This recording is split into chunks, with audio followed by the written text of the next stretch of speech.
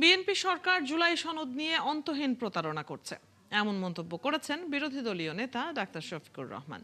দুপুরে রাজধানীর diploma engineers ইনস্টিটিউশনে 11 দলীয় ঐক্যের সেমিনারে তিনি একথা বলেন। এ সময় এনসিপি নেতা আখতার হোসেন অভিযোগ করেন, বিএনপি ঐক্যমত্য কমিশনের আলোচনায় অংশ নিলেও তারা গণভোটের রায় মানছে না। ফরহাদ ইবনে মালিকের প্রতিবেদন।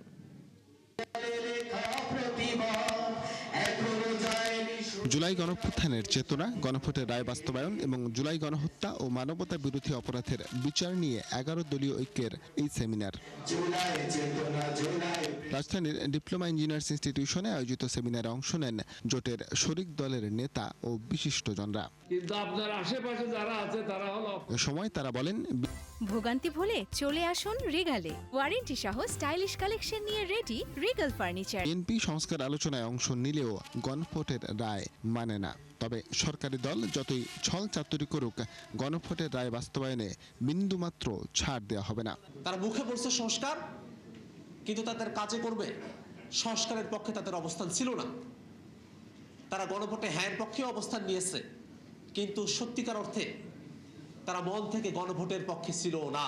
গণভোটের রায় বিএনপি কিন্তু ইচ্ছা করে না মেনে রাজনীতিতে ইচ্ছা করে একটা সংকট তৈরি করেছে।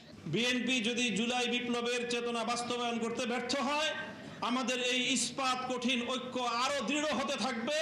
এই দৃঢ় হতে হতে বিএনপির বিরুদ্ধে গণবিস্ফোরণে পরিণত হবে ইনশাআল্লাহ।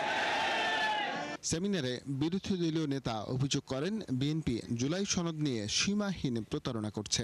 তারা এই সংসদে দাঁড়িয়ে বলেছিলেন জুলাই চার্টার একটা অন্তহীন প্রতারণার দলিল, আর এই সংসদেই দাঁড়িয়ে তারা আবার প্রমাণ করলেন তারাই জাতির সাথে অন্তহীন প্রতারণা করেছেন। রাজনৈতিক দল কিংবা প্রতিষ্ঠানের পক্ষ থেকে জাতির সাথে যদি এই ধরনের তামসা এবং প্রতারণা করা হয়, তাহলে ভবিষ্যতে মানুষ রাজনীতিবিদদেরকে আর সম্মান করবে না। আমরা কোনো ফ্যাসিবাদ নতুন হোক পুরাতন হোক মেনে নেব না, এ বিষয়ে স্পষ্ট।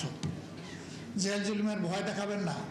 গণভোটের রায় বাস্তবায়নে কোনো ছাড় দেয়া হবে না বলেও হুঁশিয়ারি দেন জামায়াতের আমির। জন্য আমাদের লড়াই চলছে। ফরহাদ ইবনে মালিক, ৭১, ঢাকা।